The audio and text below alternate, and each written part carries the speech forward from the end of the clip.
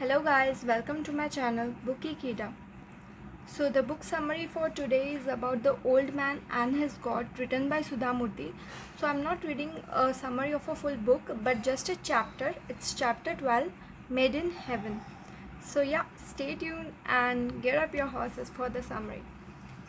अब मैं ये पैटर्न रहेगा मेरे ब्लॉग्स का या फिर मेरे यूट्यूब व्लॉग्स का, वीडियोस का, जिसमें मैं पहले इंग्लिश में बताऊंगी समरी और फिर उसे मैं ट्रांसलेट करके हिंदी में बताऊंगी.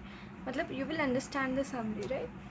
सो the book old man and his god, written by Sudha Murthy, mentions a lesson name made in heaven in it. तो ये चैप्टर 12 है, मेड इन हेवन, उस बुक में जो कि सुधा मूर्ति जी ने लिखी है.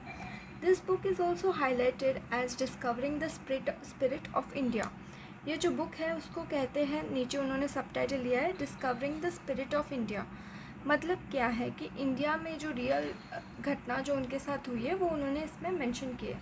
तो ये जो भी स्टोरीज़ है इस बुक में वो सब रियल स्टोरीज़ है. So in this book author मतलब Sudha Murthy mentions that incident when the author once in a while arranges debate in the class to improve verbal skills of the students. अब ये author क्या करते थे, ये अपने क्लास में डिबेट अरेंज करते थे. जैसे कि आपको पता होगा कि सुधा मूर्ति जी एक लेक्चरर है, तो वो आईटी में भी पढ़ाती हैं. तो उन्होंने ऐसे डिबेट अरेंज किए हैं जिससे उनके स्टूडेंट्स की वर्बल स्किल्स अच्छी हो जाए. So one such debate was about marriage. ऐसा ही एक डिबेट जो था वो शादी के बारे में था. Everyone started intense discussion on advantages and disadvantages of marriage. In this, some students highlighted major issues of debt, due to which lavish weddings are taken as status symbol.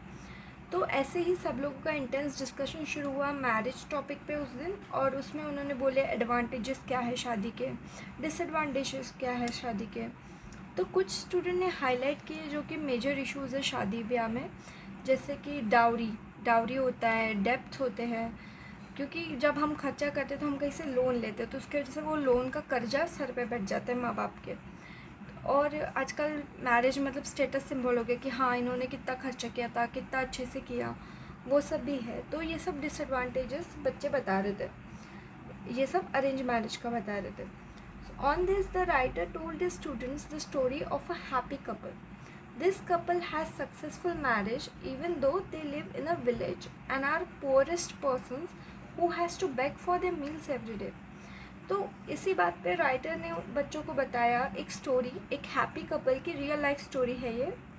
मतलब ये कोई फिक्शन नहीं है राइटर का, सुधा मूर्ति जी ने ये story जी है अपने सामने. दिस कपल, ये जो कपल है उनका एकदम सक्सेसफुल मैरिज है, जबकि वो एक विलेज में रहते हैं, मतलब पुअर एरिया में रहते हैं. उनका खाने का भी खर्चा, उनको रोज़ भीख मांग के उनको खाना मिलता है.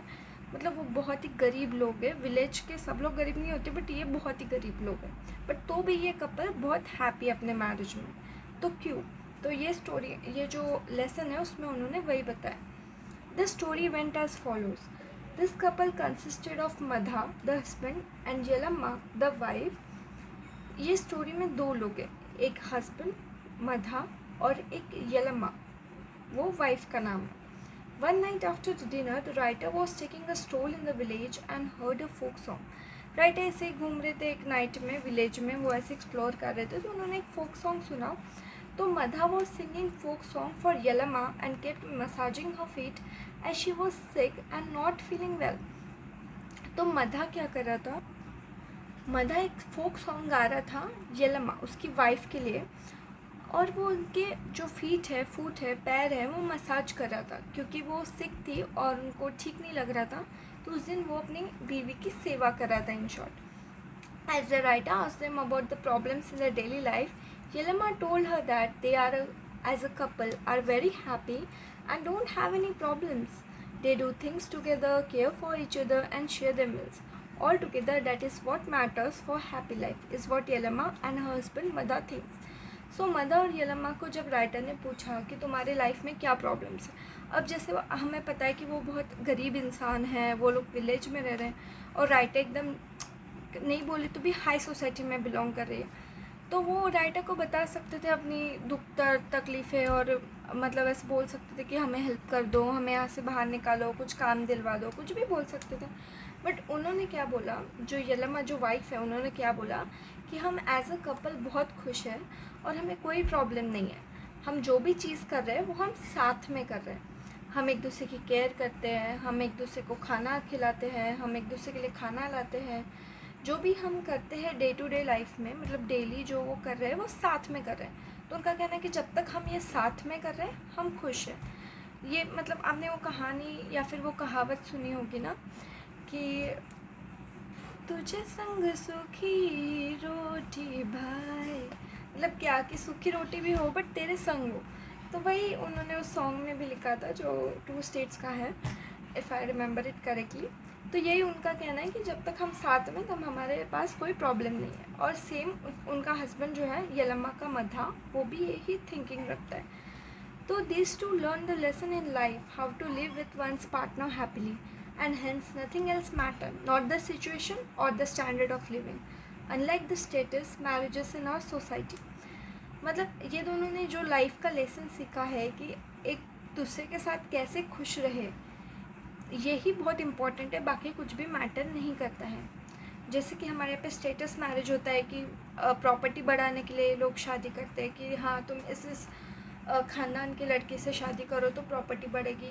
ये सब चीज़ें मैंडेटरी नहीं है, ये सब चीज़ें नहीं काम आती है। सिर्फ एक दूसरे के साथ तुम्हारा ट्यूनिंग, बॉन्डिंग और कैसे खुश रहना है तुम्हें पता होना चाहिए, और ये साथ में होना चाहिए, तभी वो कपल सक्सेसफुल होता है।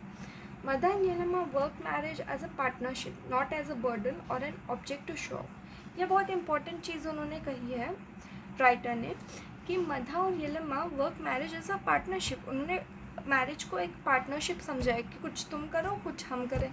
ऐसा नहीं कि नहीं एक वाइफ ही पूरा करे या फिर एक हस्बैंड ही पूरा लोड ले रहा है, वैसा नहीं, वो हाफ ऑफ बांट के काम कर रहे हैं। Author has proved her point to the students that money does not matter. Author ने वही अपने स्टूडेंट्स को समझाने की कोशिश की स्टोरी के द्वारा कि मनी मैटर नहीं करता है। What matters only is the affection of a people involve in the marriage. क्या मैरिज में सबसे ज़्यादा इम्पोर्टेंस रखता है, तो वो अफेक्शन जो तुम एक दूसरे के लिए फील कर रहे हो। तो फिर वो अरेंज मैरिज हो, लव मैरिज हो, कोई भी मैरिज हो, जब तक तुम दूसरे पे बर्डन नहीं डालते हो या फिर खुद पे बर्डन नहीं ले लेते हो, क्योंकि तुम भी फ्रस्ट्रेट हो जाओगे ना एक पॉइंट के बाद, तब तक सब ठीक रहेगा। तो तुम्हें एज अ पार्टनरशिप लाइफ को देखना है और अपने पार्टनर को एज अ अपना लाइफ पार्टनर जो हम सिर्फ बोलते हैं वो सिर्फ बोलना नहीं है, हमें वो करना है। तो इसमें बहुत अच्छा मैसेज सुधा जी ने दिया है कि हमें अपने मैरिज या फिर अपने कपल या फिर जो भी है आपका रिलेशनशिप, उसको आपको एज अ पार्टनरशिप लेना है। सो या I hope you like it. Thank you so much. अगर आपको ये बुक समरी पसंद आई हो तो कमेंट कीजिए। अगर आपको कुछ और बुक्स के समरी या फिर कोई और चैप्टर्स के समरी चाहिए हो तो आप कमेंट कर सकते हैं। और हाँ दोस्तों, प्लीज़ ये book the old man and his God, ये सुधा मूर्ति जी की बुक है। ये तो सिर्फ एक चैप्टर है उसका, चैप्टर 12, बट उसमें काफ़ी चैप्टर्स है जो कि आपको बहुत इंस्पिरेशनल लगेंगे, तो आप ज़रूर पढ़िएगा। और अगर आपको कोई चैप्टर का समरी चाहिए है तो मैं अपने चैनल पर डालने की पूरी कोशिश करूँगी। Thank you so much. Have a good day. Do like, subscribe and comment. Hello guys, welcome to my channel Bookie Kida.